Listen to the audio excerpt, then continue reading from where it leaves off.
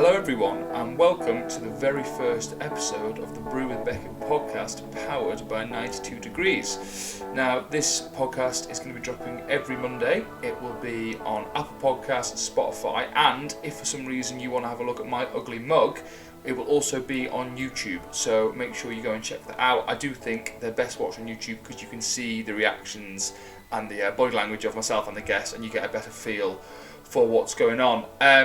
My guest today is Rachael Burford. She is the current Harlequins captain and an England rugby legend. We have a great conversation about her illustrious on-field career, as well as the incredible work she's doing off the pitch. And Burf also gets the chance to throw a few teammates under the bus in everyone's favourite game, Teammates, which is a lot of fun, and we get into a lot of other conversations around that as well. I think it's a great chat, a great listen, and I really do hope you enjoy it. If you do, please feel free to leave us a positive review and subscribe to the podcast wherever you get your podcast from. It really does make a difference. But before we start, as I said at the beginning of this intro, this is the Brew with Beckett podcast powered by 92 Degrees, and just have to have a quick moment to say a huge thank you to 92 Degrees. Through their Powered By initiative, they are giving sports people, creative people, people who want to express themselves like myself through this podcast, the ability to do that, and we really wouldn't be able to do it at all without their continued support. They are absolutely brilliant, and you need to go and check them out on Twitter, on Instagram, and at www.92degrees.coffee. Check out their stuff, check out what they're doing. An unbelievable company who make unbelievable coffee. It honestly is the best coffee I have tasted at home. And if you want to order any of it for yourself or any equipment around coffee, basically anything you need for your coffee needs, they'll have it there for you. And if you use the code BWB20 when you check out, you will get 20% off. That's BWB20 for 20% off anything at 92 Degrees. But without further ado, this is Rachael Burford, and this is the Brew with Beckett podcast.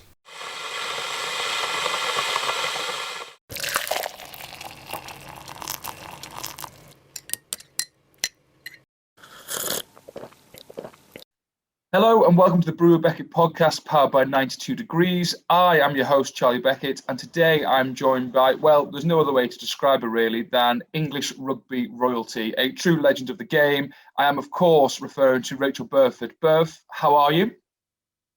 I'm very well, thank you. That was a nice introduction. Not sure it's completely true, but... Well, no, I'm going to show you how true it is, because the first thing I've got to do is run through your quite remarkable CV. So if we start on field, tell me if any of this is wrong, because the internet can get things wrong sometimes. But I've got down, you're the current Harlequins captain. You have played for England Sevens, representing them at the 2009 and 2013 World Cups. You have 84 caps for the England 15-a-side team, and you went to the 2006, 2010, 2014 and 2017 World Cup, including winning the 2014 one. Is that correct? That's correct. You're doing well.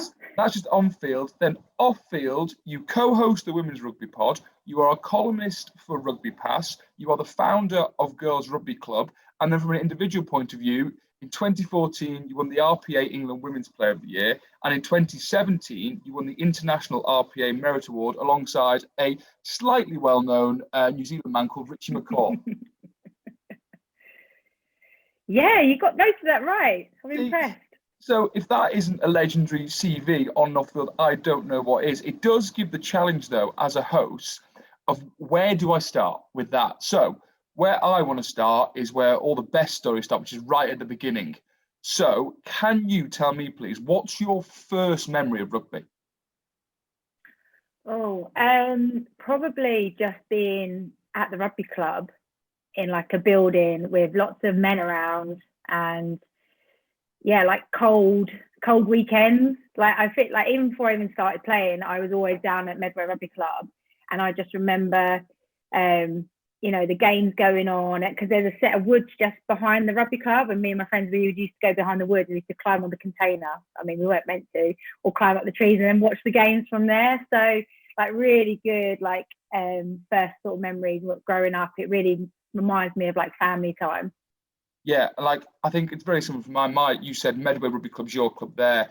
Mine was at Waterloo, and just all my memories are of watching Dad and then being in the clubhouse and Mum, my grandparents. Just it's such a family feel, and like you say, those cold, wet weekends where you're dragged down to rugby club, but actually looking back, they're the best ways to spend a weekend. You said before you started playing, so what age did you start playing? So I started playing when I was 6, when at that time when there was first initiatives. Like now you can obviously start a bit younger. But yeah, I started playing when I was around 6 years old, down at Medway. And I just used to watch my sister, and I couldn't wait until I got my opportunity. And I was really lucky that my mum also played. So I was constantly looking at the both of them being like, when am I going to be allowed to play? And I tried to do dance at the same time, and I was terrible at dance. So it was it wasn't a hard decision to make about what sport I was going to continue with. I'm not sure there are many people where dance and rugby are compatible and go hand in hand. I can't say I ever tried my hand at dance, but who knows? Maybe I would have been more successful than with rugby, but I'm not sure. Oh, I've heard different. I've heard you're quite a mover on the dance floor. I know, if you've been speaking to Sarah or anyone who's seen me dance, they'll be happy to tell you that I'm more than happy to give dancing a go, but actually any talent towards it is not my forte. So I read as well that you played for the mini and juniors, but when you started playing for the women at Medway, I'm guessing it was Medway, you played with your mum and sister in the same team, the three of you. Is that correct? Yeah, it is. So at that time you could be 16 and play in the women's team, and that's now obviously changed. But I actually went to Bath to go to a rugby academy when I was 16 years old, and I had the choice of I could maybe play for a local team up there, or I could travel home every weekend from Bath and play for Medway. And it was really important to me that I played one season there with my mum and sister, because I knew that I would never then get that opportunity again. With my aspirations to go further in rugby, I knew that if there was ever going to be a year to play senior women's at Medway, it would have been that year, apart from when I fully retire from rugby now, to return back for a few games. So it was really important to me, and I think also for my dad to have all these girls playing in one team was quite special for him. But it one of the best years of my life, and I'm so glad that I did do that. So what you said you went to an academy in Bath. What academy was that you left for at 16? So this was it was like you were going to sixth form, and then they had a rugby academy attached to it, which Gary Street headed up. It ran for 2 years, I think, and then it folded. It was one of the first alongside. There's one in not Newcastle. Was it Newcastle? Hoffel. There was also a rugby academy going on there. So, but there was loads of us that went there, like Kat Merchant, Nolly Waterman, Kim Oliver, who else out of that era? Like loads of us went to that academy. I only was there for a year, but yeah, I just would make the journey home on a Friday. How long's that journey? So it's about a 3.5 hour train journey. Every Friday? Yeah, every Friday, and then back on Sunday. But it was really cool, like to play in the same team as my mum, and my sister was awesome. And then I remember the following year when I wasn't playing in. And so when I was on the field, like my mum's like a little Polish woman, so she's got so much like fierce about her, and she's strong and powerful. I don't need to worry about. My sister reminds me of like how a New Zealand girl plays. Like she's big, strong, fast. I haven't got to worry about either of them, right? But then as soon as I was on the sideline, oh my God, it was awful. I felt like a parent. I wanted to run on at one stage and be like, "Wait, get off my mum." Yeah. It was so weird.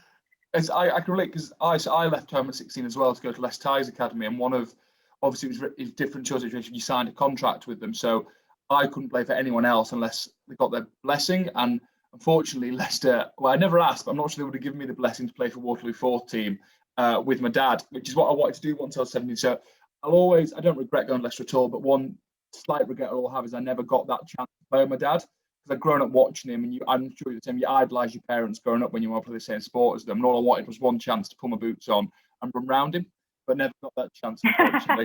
Hey, you can still do that in the old Golden Oldies one, where they wear the gold shorts. Yes, yeah. I'm not sure him in those gold shorts anyone wants to see, to be honest with you.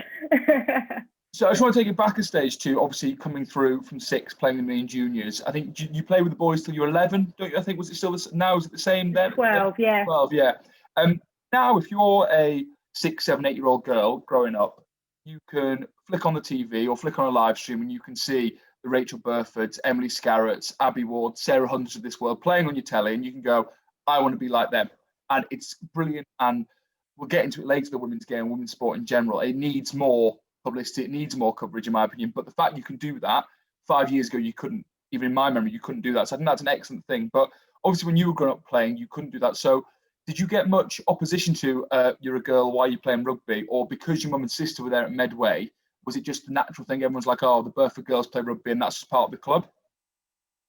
Yeah, I think upon reflection, I reckon that actually because I saw my mum and my sister play, I thought it was normal. But then when you flick over and I go to school, like everybody's like, oh my God, you play rugby. Oh, no one's starting her type thing. And it was like, I'm just playing a sport. So I think there was parts of both. Like I'd look at my mum and sister and think this is completely normal. I'm just doing what they do. They're adults, so of course it must be okay to do. But then when I was at school, you know, there's nobody else that played rugby, certainly girls in my school, and they always saw that as a bit of a, oh, you're really tough and hard, or don't start on you, and just had like that perception of it. So I didn't have many enemies at school. That was a good thing. That's always good. So, to kind of look. So growing up, apart from your mum and sister, who were your rugby idols growing up? So my earliest memories of rugby players were Mickey Skinner. Right. And then like later on in life, I realised that he's actually a Kent boy. He's down Seven Oaks Way. And so like there was lots of kind of connections. He's part of the Wooden Spoon, and so am I. But I just remember when the rugby clubs were packed with people and the Six Nations were on, and I just remember the commentators being like Mick the Munch, and just his hair and everything about him and his really high shorts and just how he played, it just drew me into him. So he was one of them. And then the other one, this is why it's so powerful to have role models go into grassroots clubs, was Dan Luger. He came to our rugby club for like, he was a winger for anybody who doesn't remember him. He came to our rugby club. I can't even really remember what he did. He was just there and he signed my shirt. And I just remember thinking, oh my God, he's amazing. I want to be like him. I didn't even really know him, but just the visibility and the fact that he was an international and he was at our club made me idolise him. And I think that's why I find part of what I do now really important, that we get role models in front of young girls so that they go, oh my God, I want to be like them. Absolutely. I did the same with the Rogues on when I was young, Waterloo. Philip Saint-Andre was the DOR at Sale. I'd never heard of Philip Saint-Andre in my life. He came down to the club and I was just like, this man is amazing. It wasn't even a play, it was DOR. And I went home and I got on Wikipedia and I found out everything about Philip Saint-Andre. And for a good 3 or 4 years, I just became like this Philip Saint-Andre fanboy. And people were talking about rugby. I'm like, yeah, but Philip back in the day. And they're like, Joe, what are you on about? What do you mean Philip back in the day? And it's so true. Like, I think we as players sometimes don't realise, like, that hour and a half on a Sunday morning at a rugby club, it's very flippant. It's very easy to be like, oh, it's nothing I don't want to do, or I want to stay in bed. But actually, it means the absolute world to those kids. Like, even if you are not, you don't think you're a big deal at all. Like, you've got 84 England caps, I've got 0. But still, when I used to go down at Jersey, the mini and juniors, they just worship. They don't care if you're a superstar or if you just play. It means the world to them. I think sometimes we can forget that we were all that 8-9-year-old doing the exact same. 100%. What age then, Berth, did you decide that you wanted to do rugby more than just a hobby, like more than a hobby? I realised when you were coming through, you couldn't be professional at the start. That's come later. But when did you realise, first of all, I've got a bit of a talent for this, like I could be good. And secondly, right, I'm going to do the work. I want to play for England. I want to have this as a career. When did that flick switch? No, that switch flick, not that flick switch. When did that switch flick? Maybe we'll start a new one. I think probably quite early, around 13, 14. And I remember being invited to a like England performance camp. And I remember on that camp, things like drug testing were being talked about, nutrition, performance. And I just remember thinking, oh, this is amazing. And I really want to like do the best that I can in it. And I don't want to, because growing up in school, I really wasn't academic. So I never really found like a passion in maths or science or anything. All my passion and all my care was like, I want to play rugby. And so I remember like some of my friends, they were like smoking and started getting into a bit of drugs. And I just like, there was no like intention for me to ever want to do that. And I think just from that one England camp where they were talking about, you know, where you could go with it and bringing in that, like even having that conversation, like drug testing exists in sport, so don't be thinking about it. And like I think just moments like that made me think, yeah, I don't want to go that path, I want to go this path. And so probably quite early on, I reckon like 13, 14 was the real sort of turning moment. Yeah. And then So you went to the academy in Bath, like you said. Who was your first senior club in the top level? So obviously now you play for Harlequins, who are playing in the Allianz Premier 15s. But for anyone who doesn't know who's listening, the Premier 15s is only in its 4th season, I think, now as a competition. It had its 3 as the Tyrrells, didn't it? And then this is its first with Allianz as the sponsor. And Harlequins only got a women's side just before that, didn't they? I think the year before that. Who did they amalgamate with? Who did they amalgamate with? With Alfred Bulls, who were in the previous Premiership, but because they're quite a low-level club, don't have much investment and infrastructure, they still wanted to have a part of kind of Premiership rugby, so that's why they came together. So were you playing for Aylesford the whole time before Harlequins became a side and amalgamated? Was Aylesford your club that whole time through? No, so my club history is I've got a few clubs that I played for. My first ever club. All the best people do. All the best people do. We've all been around the block. Exactly. You just got to move to the right areas that works for you at the time, right? Exactly. So my very first Premiership club was Henley Hawks. Yeah. And they were amazing because they were actually really supportive in terms of financially. They provided my dad some travel expenses. Because it was over like a 2-hour drive, and we went in a position where we could just afford to travel to any club and fork out that expense. So they were hugely supported. I played there for a couple of seasons before moving to Saracens, where I played 3 seasons at Saracens because I was living in North London. Right. And then I moved across I was living in Richmond. So then I went to play for Richmond for 3 seasons.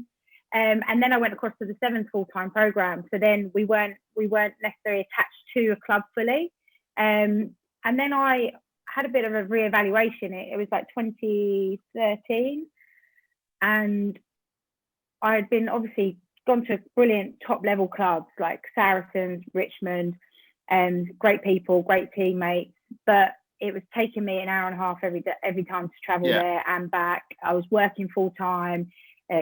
Costing me money, and I just didn't want to do that anymore. And Thurrock, who are literally 20 minutes over the bridge from me in Essex, they came to me and said, look, because they got promoted into the Premiership. Yeah. And they were like, oh, look, we'd love to have you come across. And I just thought for a different way of life, I want to try that. So I played there for a season. I got injured really early on, pretty much for the majority of the season.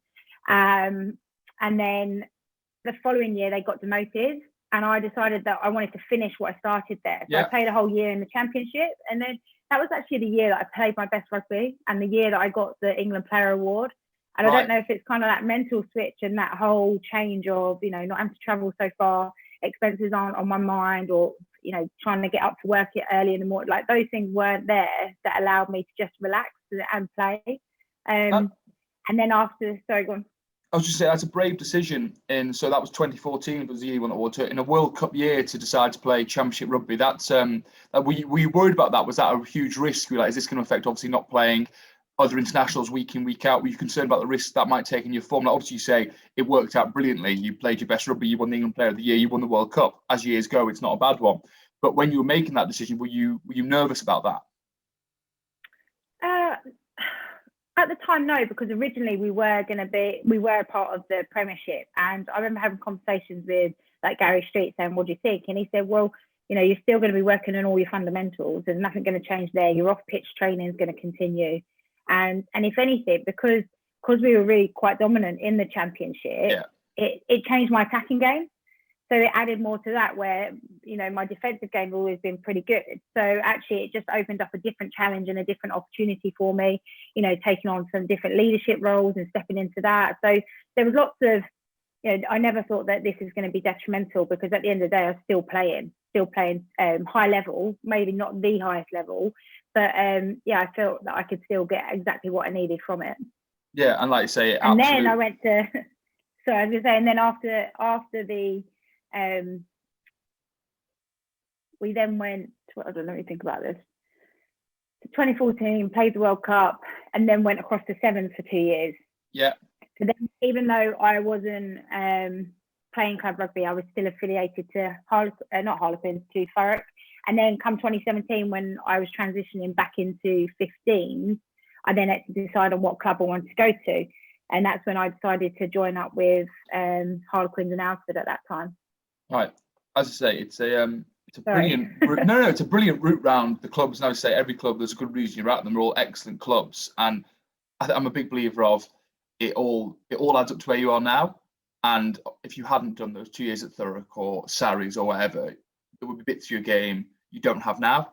Like if I hadn't been at Leicester and then gone to Gloucester, there'd be bits I wouldn't have done if I hadn't spent 3 months on London Welsh and seen some of the tough times. I was at London Welsh when they went bust. Like I learned a lot about off-pitch stuff there that you can carry into other clubs. So I think you learn everything. I think being at different clubs is a great way of learning, and it definitely makes us better players. I think more importantly, better people. Something you spoke about there that I have zero knowledge about beyond under 12s tournaments is sevens rugby.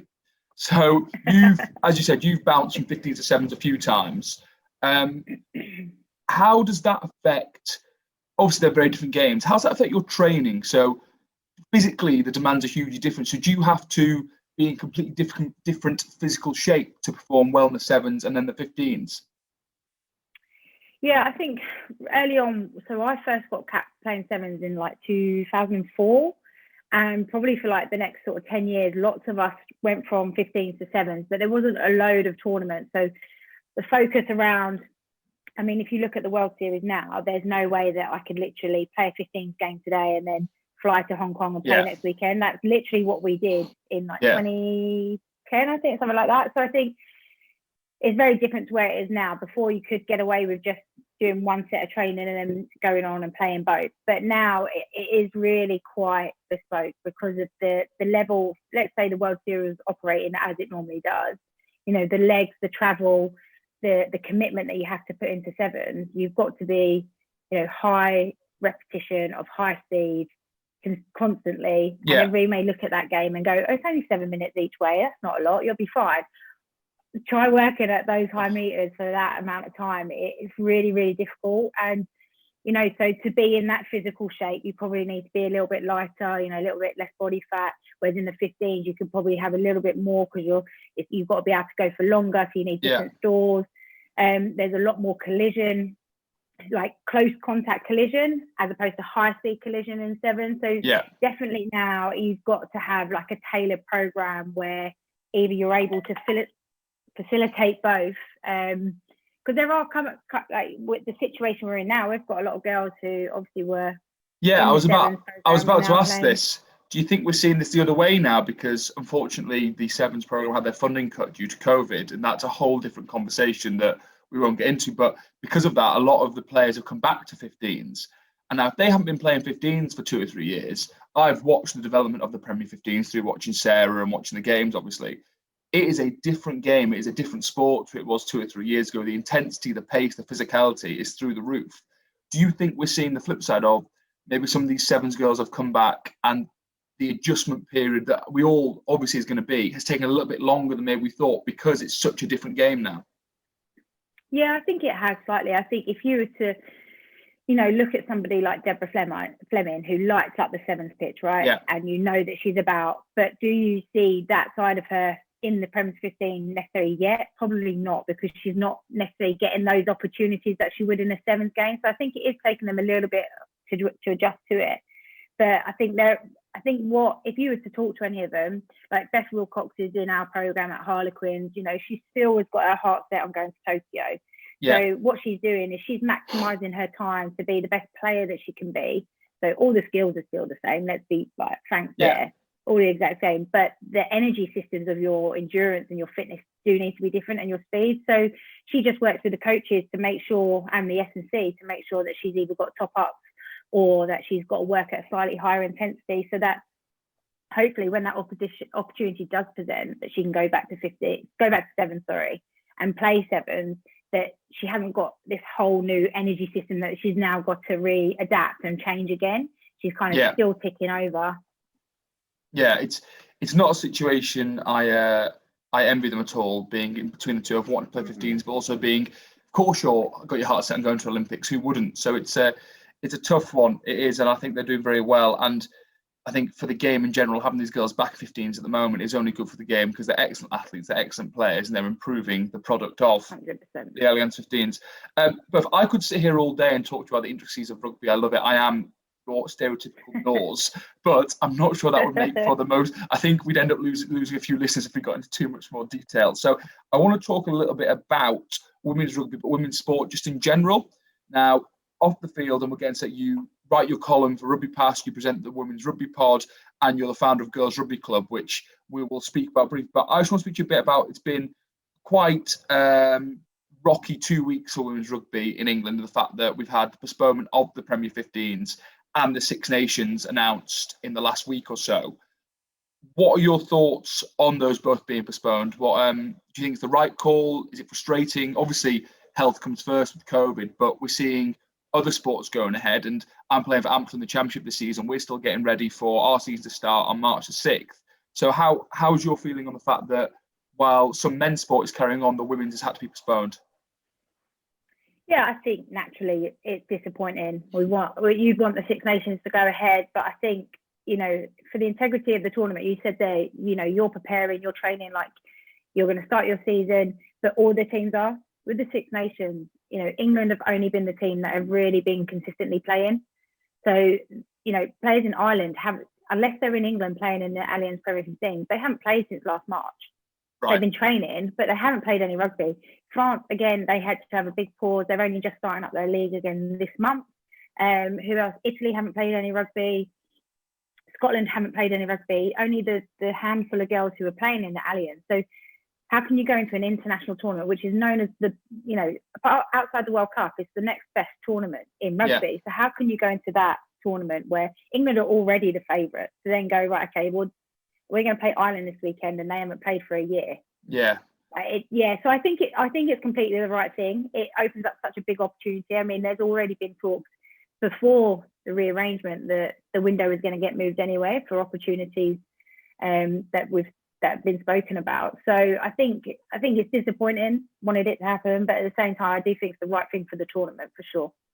For people who don't know, the Premier 15 this year has been played under adapted laws to try and minimise the spread of COVID, as there is no testing, there's no funding for testing for the Premier 15s.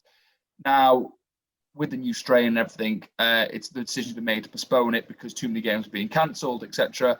What are your thoughts on that, Beth? And what's it been like playing under the adapted laws without testing? How's that been? So playing without the laws, I can't believe there's so many of us that are saying it. We miss scrums. There it is. Right. You know what? I might finish it there, sign off, and we'll just have Rachael Burford misses scrums as the headline of this podcast.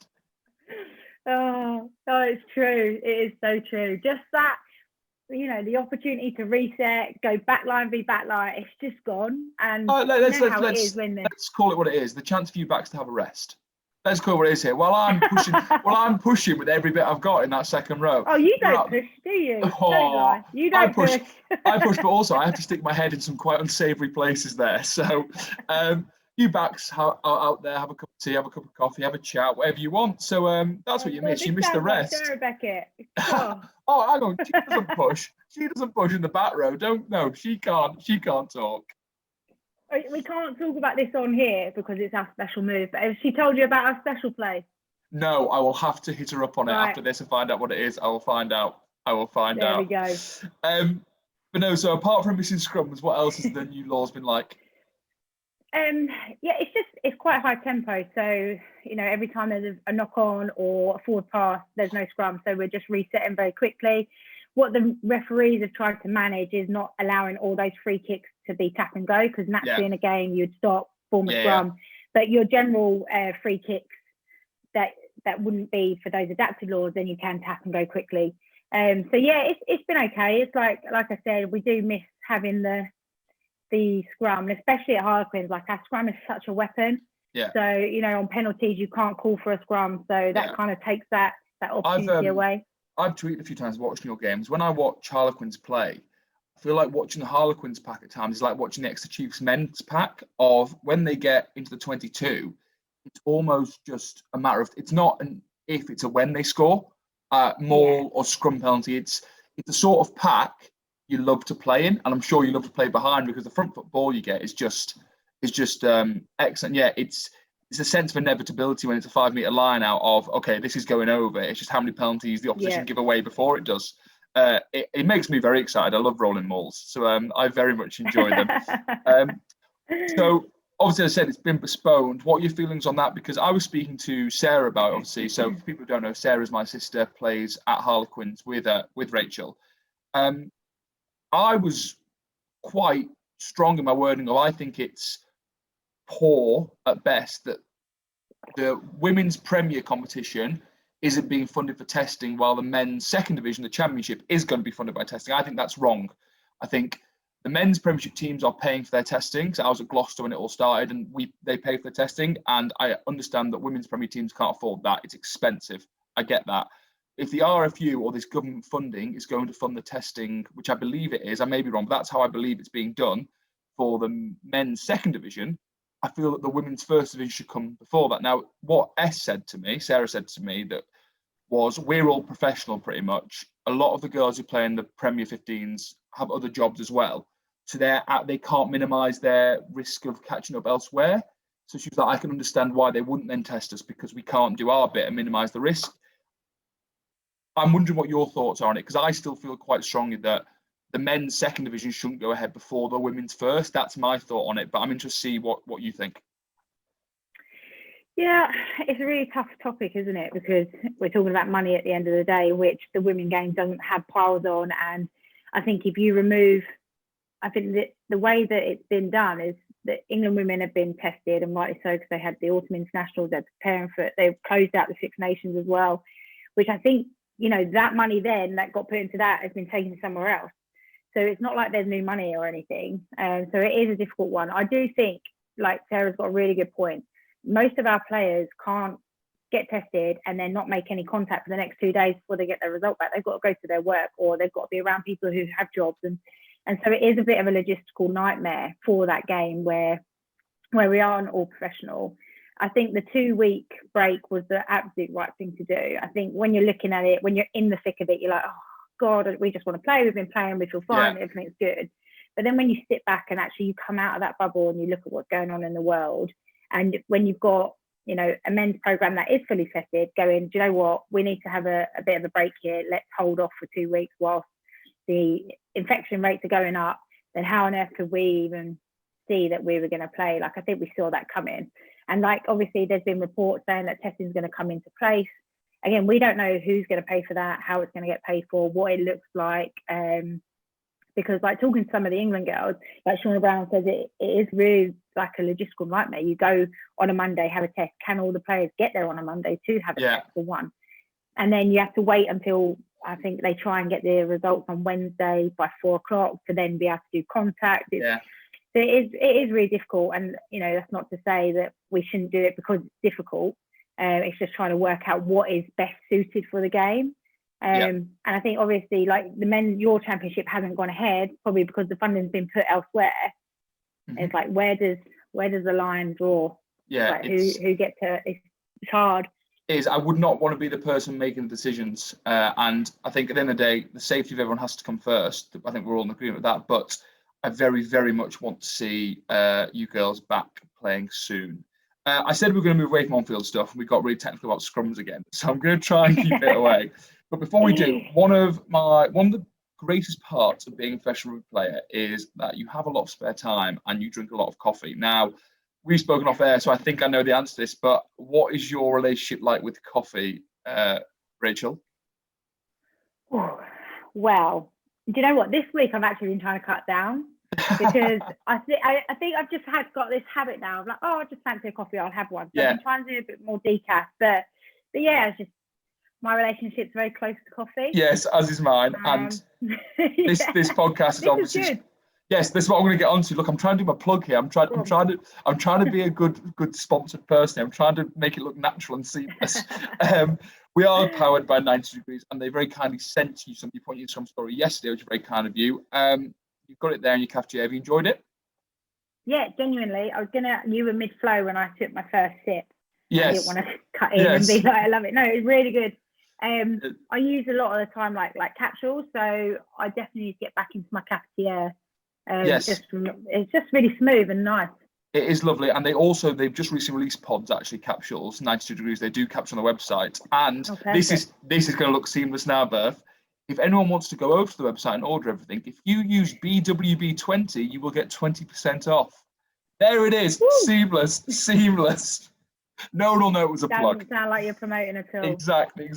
Right, we're going to get away from on-field rugby to everything you do off the pitch, Berth. So, as I said earlier, you co-host the Women's Rugby Pod. As you can see, you've got your microphone and headphones in. The guys, Louis and Lucas, doing my editing are going to love you. You write a column for Rugby Pass, and you are the founder of Girls Rugby Club. So let's hit the podcast and the column first, and let's have a real good chat about Girls Rugby Club, because I love it. I love everything Girls Rugby Club is about, and I really want to get into it. So talk to me about your podcast and your column. How they come about? How do you find them? How do you enjoy doing them? So the podcast started, nearly a year and a half ago now with Johnny Hammond.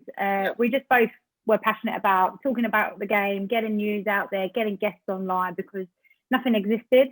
And we felt that there's a space for it. And by God, we've got so many great stories and so much great things going on in the game. Let's create somewhere where you can tune in and listen to it. And it's been brilliant since. I mean, I think we've had something like over 70 guests on from across the world. We've got listeners in every corner of the world. And yeah, it's been so well received. And it's just a great opportunity and a great platform to talk about what's going on. The week in, week out, we talk about the Allianz, we talk about the rivalries, talk about what's going on. And it just, gives people a chance to also hear from the likes of, like you said, not just always seeing them, but hearing the likes of Sarah Hunter, Sarah Beckett, Kate Day McLean, getting them on to just 5-10 minutes, let us know about this, how was this? And then that will spark with somebody somewhere. And it's the Women's Rugby Pod, and it really is an excellent listen. I'm subscribed and I listen to it weekly I drive quite a bit to rugby now to get to Amply. It's a bit of a commute, and it passes my drive very easily. So I would absolutely, if you've enjoyed listening to Berth here, I absolutely recommend you subscribe to that it's on Apple Podcasts and Spotify, isn't it? And I recommend you get over and subscribe to that. Alongside that, you've got a new column for Rugby Pass, haven't you? How are you finding that? Yeah, really pleased with it. It's my first kind of writing opportunity, and anybody knows me knows, like I said earlier, academically not great. So for me to kind of step out my comfort zone and work with them to do that is really cool, and to talk about current topics, to pick out stuff like my article this week is all about, and you'll love it because it's all about embracing WWE, NFL characters. I just saw that before we came on. I literally was flicking through Twitter before we came on, and I saw that. I'm going to go and read it straight after. If I was a good host, I would have read it before we came on, but I didn't actually see it till literally a minute. So I've got some work to do there. But no, I think I'm very fortunate. I have a column for Talking Rugby Union as well. I think it's just a great way you want to get your opinion across, but Twitter only has 280 characters. It's just not enough, and it's a good way to stimulate conversation. If there's something you're passionate about, I think it's a good way to get your thoughts across and get feedback from people and try and start a conversation about things that you feel are important. So no, I'm very much look forward to seeing what you have in the coming weeks with your column. But as I said, you are the founder of Girls Rugby Club. Now, I know a lot about Girls Rugby Club, first of all because I love it, but also my better half works for Girls Rugby Club. So I'm often good choice. Yes, so I'm often hearing about all the brilliant stuff Girls Rugby Club is doing. But for the people listening who aren't fortunate enough to have a better half who works for Girls Rugby Club, would you just like to explain what it is, what it does, and why you felt it was so important to start it?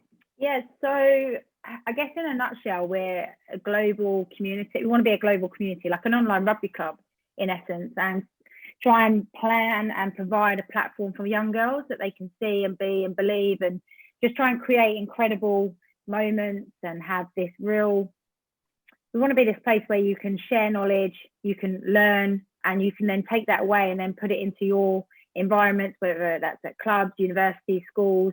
And we really feel that we can be kind of a hub for women and girls rugby, and just talk, because there is lots of great information out there about the game and about women in rugby, but it's not located in one place.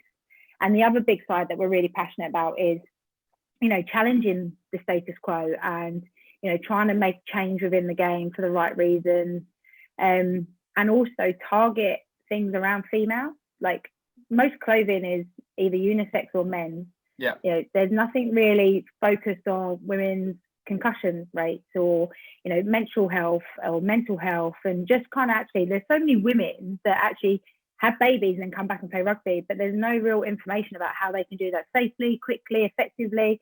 So we want to kind of keep building, like, it's quite a big project that we're trying to just make sure it's very women specific. I think a conversation I was having the other day was about it, as you said, the stuff around the menstrual cycle and how concussion is affected differently to women. Is obviously that's not something as a man I've ever had to concern myself with. I know how concussion affects me. I've never had to concern myself with how the menstrual cycle may affect my training, etc. But there'll be a load of dads out there who do need to know these things, because most girls who play rugby, their dad will be their coach. I know dad was Sarah's coach. Like, those things. Men don't know these things. I think it's important that I think there'll be a load of dads out there who, when this information comes out, go, you know what, I didn't know that, and I'm really glad I do now, because I can help, I can be more effective, be more understanding. So I think it's just excellent that educating both girls on how these things will affect them, but also the male role models in their life, their coaches, their dads, like, they need to know these things. And it's not it's not a taboo subject to speak about. It's biology, it's science, it's what happens. So yes, speak about it and educate yourselves on it. So I think it's excellent. You do your the camps as well, which obviously lockdown has affected the moment, but I see all the pictures from the camps on Instagram, and it just looks like the girls and you yourself are just having the best time. Yeah, I genuinely do. And I think every time, so part of the whole Girls Rugby Club is creating opportunities. So running camps where the likes of Katie Daly McLean can come down and inspire a group, or like I go along and coach, and just, they are mad and they're hard work and they're tiring, but there's like these moments throughout the whole day where you just beam with smiles, because you see how much a young girl's enjoying that experience, and she's creating a memory that's going to be lasting. And that's all we're trying to do, is keep creating those memories. The girls want to keep coming back, want to get better, have aspirations. But yeah, there's so much fun. And I think, just coming back onto your point there about dads and everything, like, even though we're branded as the Girls Rugby Club, like, my minis and junior coaches were men, my girls coaches were men. The majority of my coaches throughout my life, apart from Giselle Maver and Karen Finley, I've always had male coaches. So this isn't like, we want to get rid of men in girls rugby. Absolutely not, because so many of them have paved the path for so many people. One of my biggest mentors was my under-9s coach, and he was male. So we would just want to help educate and support people who are in the game, because we have so many great men driving the women's game for us, that actually, if we can help them, help their environment, then brilliant. Yeah, and as I said, I think it's excellent. And you might not be able to do your camps at the moment, but you are doing your lockdown squads on Sunday mornings, aren't you, over Zoom? And you had, it was Leanne this week, wasn't it? Leanne Riley. The lineup you've got for the next few weeks is incredible. You've got Jess Breach this weekend doing speed, which I should probably tune in for that, because I can do a bit of that with speed. Come on. And then you've got 3 more, haven't you? You're doing one yourself, aren't you? You've got, let me remember, Tony Yap from School of Kicking are doing one. And then here we go. See if I can say it. The School of Calisthenics. Calisthenics. Yeah. They're doing one. School of Cali. They're doing one as well. So for anyone who is interested, make sure you go over to Girls Rugby Club and have a look at them. You had, I think, just over or under 70 people online with you on Zoom on Sunday, didn't you? Which is incredible, and good way to keep fit in lockdown. If people want to find Girls Rugby Club, Berth, where can they find it? Well, you can go to our social platforms, so Instagram, Twitter, at Girls Rugby Club, but also our website, girlsrugbyclub.co.uk or .com. All the information there. And yeah, the lockdown squad is for everyone. It's not just for girls. So like at the weekend, we've got families, mums, dads joining in, competing against their kids. It's just really good to kind of keep active, mental well-being, maybe even a bit of a break for the parents, so they can have a quiet coffee. And we can tire them out a little bit. But yeah, and like just added a bit of flavour to it this time round, bringing in Jess and Leanne and obviously Jacko, the School of Calisthenics. There it is. I saw one picture on Twitter that was young girl. She must have been about 7 or 8, I think, doing the workout with Leanne on screen in a full England kit, like just beaming. And I was like, that's what it's about. Like this girl's doing a genuine workout, one of her absolute idols, and I was like, that's just the best thing, like seeing those sorts of opportunities for these girls. So that's what it's all about, isn't it, really? You're listening to the Brew with Beckett podcast, powered by 92 Degrees. Now, powered by 92 Degrees isn't just some snazzy catchphrase the guys at 92 came up with. They genuinely live it, and I want to take this moment to thank them for all the support they've given us. This podcast is quite literally powered by them, and without their support would never have happened. Now, as well as the support they give the podcast, I myself am personally powered by 92 Degrees in the shape of the caffeine in their coffee. Every day I start my day with a 92 Degrees coffee. And if you want to be powered by 92 Degrees like I am, make sure you head over to their Instagram at 92degrees.coffee, their Twitter at 92degrees_, or their website www.92degrees.coffee, because over there they've got your beans, your subscriptions, your keep cups, independent coffee guides, your AeroPresses, and anything else any of you coffee lovers could need to get you through your day. When you're there, make sure you use the code BWB20 to get 20% off whatever you buy. That's BWB20 for 20% off. We're powered by 92 Degrees, and you can be too. Okay, so we're going to move on to my favourite bit of any of the podcasts I do, because it's your chance, Bev, to say some really nice things about some teammates and say some not so nice things about other teammates. It's always a bit of fun. It's never serious. You've got to laugh at it. So we're going to play a game called Teammates. So I'm going to ask you 5 questions, and I want you to answer with, it can be anyone you've ever played with. So in the 13 million clubs you named earlier that you played for, plus England of the Sevens, it can be anyone from any of them. Okay? So we're going to start with a nice one. So of all your teammates ever, who would you say is the most skillful player you've played with?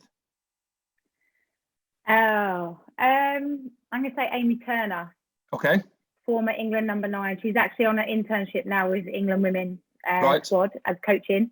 But yeah, she was always like the player right from get-go that was the new era of real skill. Like, she's always that one of like flicking it out the back or doing some funny trick with her foot or round her head. Like, she just would always have such good skill. And then on the pitch, if you were to look at her, would be like, oh, she's probably front row forward. And that's where she did finish her career in the front row. Amazing. So you never would have expected her to be a number 9. Yeah. And she was just one of those dynamic, powerful, strong, and just her skill set, her speed of pass was unbelievable. Okay. Often you get a lot of 9 and 10s when I ask that question. Less so second rows, which I don't think surprises anyone. Okay, so second question. Let's say you've got a ping on your NHS app and you've been in close contact, you've got to self-isolate. No one wants to do it. Who of your teammates would you most want to have to isolate with? But more importantly, who would you least want to have to isolate with for 10 days? Oh. So start with a nice one, start with most, and then hit me with least. I feel like I need somebody who's like good at cooking or is good at entertaining. Yeah. Who would be good at that? Probably Vicky Fleetwood. Okay. She would like cook up really nice meals. She would like, she's good entertainment value. She keep you fit as well. Like real chill. Well, if you're allowed to train, you might be allowed to train. In your home, you are in your home workout. You can in your home. Don't worry. Don't worry. Okay, right. So if we're isolating at yours, I've seen your home gym on Instagram. There's no issues with us training. There's no issues. Okay, it'll be shut. So Vicky's most. Who would you least want to be stuck in your house with for 10 days?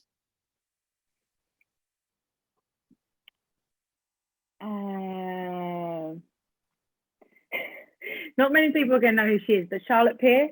Okay. She stepped onto the England scene for one season, and she used to play at Loughborough Lightning.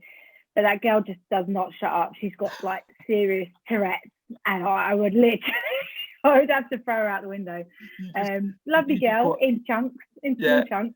You need your quiet time, don't you? You need like, I'm reading my book, or I'm watching my film, or I just need you to shut up. Yeah. That's never ask this. That's always people who are too energetic and too chatty often come under the least. You don't want that. And just chat absolute like nonsense. You're like, where did that even come from?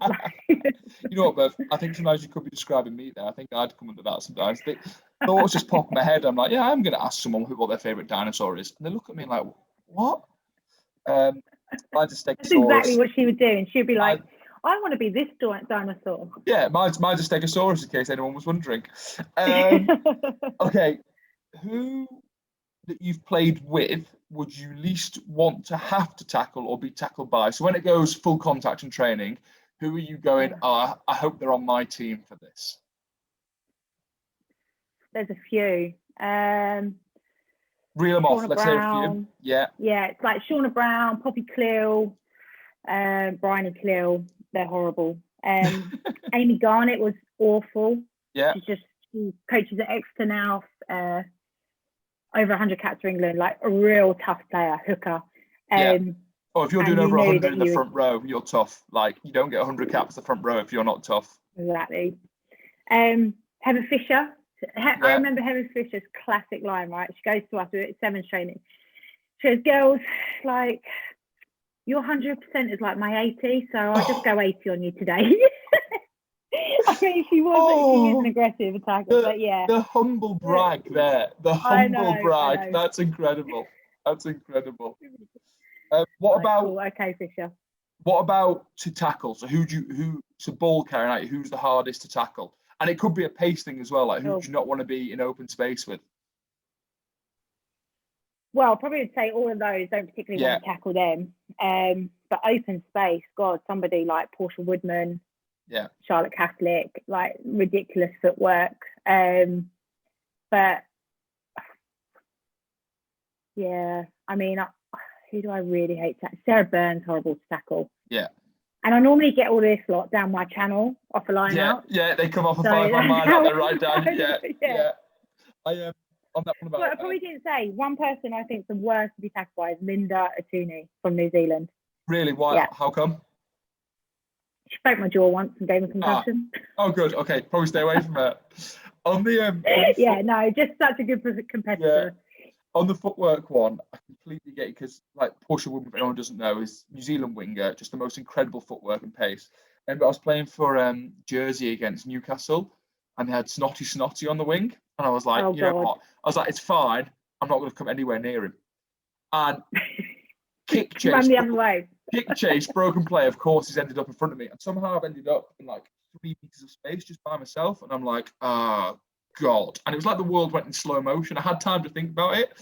I was like, if I try and watch him and react to him, I'm just going to get nowhere near him. So I was like, right, Charles, what you have to do is just pick a side and fully commit to it and hope he goes that way. So I've gone, right, I'm better attacking my right shoulder. I'm going to throw myself completely about half a meter right of where he currently is and hope he steps into it. I've absolutely gone to leather him. He stepped to my left. I've just tackled air and face planted into the floor. And we watched the clips back, and I was like, what are you doing? I was like, I just thought I'd hedge my bets and guess, and I got it completely wrong. You need to pull up with a hamstring or something if you find yourself in that moment. Got a bit of cramp. I've done it exactly. Would have got him. Exactly. And then you might go down as a missed tackle when you're stacked. Yes. Oh, God. You go for it. Analysts with their bloody what counts a missed tackle and what doesn't. There's been some angry Monday mornings. This is a good discussion. Right, okay. I want your opinion on this because you're a rugby Nord and you love it. On a kick chase, you chase up. Yeah. You're basically getting in the way so they don't then pass the ball open. Yeah. They kick down 50 minutes. You're trying to get in the way. They step back inside, but they're nowhere near you. It's not a missed tackle. Every week, I'm like, all right, I'm not chasing kicks anymore. Well, we had that one with we had it George Skivinson at Gloucester. We had this conversation of there was we were reviewing our game against Exeter, and I'm at third defender out, so I've flown up off the line, and whoever it was, can't remember who it was, has stepped back inside. So they've glanced my arm and they've been tackled on the inside, and he's like stopped and gone, that's not a missed tackle for me. He's like, because I want that line speed and it forced him back inside. And I was like, happy days. I was like, that is excellent stuff. I was watching it going, he's going to call me out for a missed tackle from the whole squad here. And he's gone, that's not a missed tackle. I was like, excellent, stop work. If analysts give me that as missed tackles, I'd be in their office on Monday morning, Berth, would be hell to pay. Honestly. I'm like, are you joking? They've seen me and gone the other way. That's exactly. They are that afraid of being tackled by me. They've run away. Right, I've got 2 more for you. If you were out for a coffee, which obviously now you've got 92 degrees at home, you wouldn't need to be. That's a good plug. If you're out for coffee with teammates, who, when it came to paying, would be most likely to be like, I forgot my card. I can't. Can you get it for me? Oh, this is so easy. Fee Pocock. Right, okay. She literally, I don't think she's ever bought me a coffee in her whole life. And she always forgets her card. Yeah. Oh no, I haven't got it. And it's literally like in that scenario. Oh. And they're sneaky because they'll always let you stand first in the queue. They know what they're doing. They know you're going to order. They know what they're doing. And then you just add yours to it. They go, and it's that. I had it with, he's my best mate, Tom Hudson. I've lived with him on and off for 3 years. And he admitted to me a few weeks ago when I moved out of his for the last time, hopefully. He went, mate, you do know all the times we've been for coffee, he's like, 80% of the times I've told you I didn't have my wallet, I did. I just wanted to see if you'd check.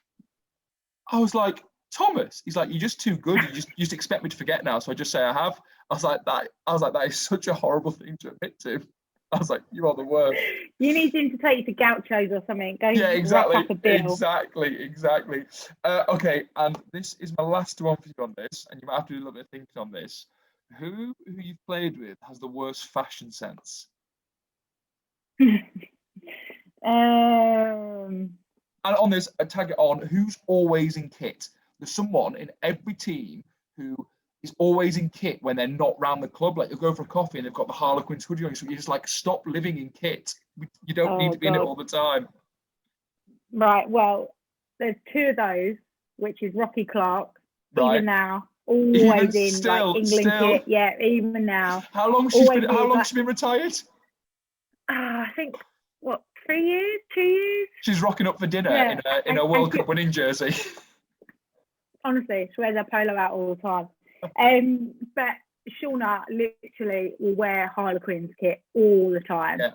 Like, it'll be like the Harlequins thermal and the t-shirt and the shorts and the socks. Also, I don't know if you know, but Shauna's now sponsored by Umbro, and you wouldn't know that apart from everything she wears now is Umbro. Like, everything. There you go. Yeah. Point proven. Okay. And you get worst dress. Yeah, go on. Worst dress is probably we've always taken the mick out of Maggie Alfonsi. Right. She always used to wear. She's got a lot more better dress sense now. Somebody must be helping her. But she used to always wear like flare jeans with like sport trainers. So not like gazelles or anything like that. No, it used to be like proper Asics running trainers, and we used to like. That's a dad look. That's what dads wear. My dad wears his jeans and then his Adidas trainers or his Nike trainers. And it's like, oh, Dad, like, I can't talk for a while. I said, I like wearing Timberland. So when I ask this to lads I've played with, I often come up. I will hold my hands to this, that I am not a fashionable man. But I used to, so I've got a pair of Timberland boots that I love. And I used to think that I could only wear them with boot cut jeans. I've since found out that's not the truth, because I have small calves as well. They just look like flares. So I'll be walking around with like my 80s flares on. People are like, Charlie, you need to sort your jeans out. So thankfully, I've progressed in that sense. I don't think it's like necessarily a bad fashion sense, because I think it's probably in fashion. But Beth Wilcox literally has turned up to a game once in like tiny little cycling shorts and just this big fluffy jumper. No. And you're like, what is that? Like, we literally like, she's like, what? It's such a good point. Like, some of the things that are deemed fashionable now make me glad I'm not fashionable, because I won't be seen dead in some of them. I know. But then people wouldn't be seen dead in what I wear, to be honest, Beth. So I'm not going to talk to you. Right, I have kept you for far too long of your time. So I've got one question to finish, and then we'll wrap it up. In your illustrious career, what's your favourite game ever? If you could go back and live one again, what would you do again? Oh, that's hard, because I think I really want to say like 2014, playing the World Cup final again. Would love that.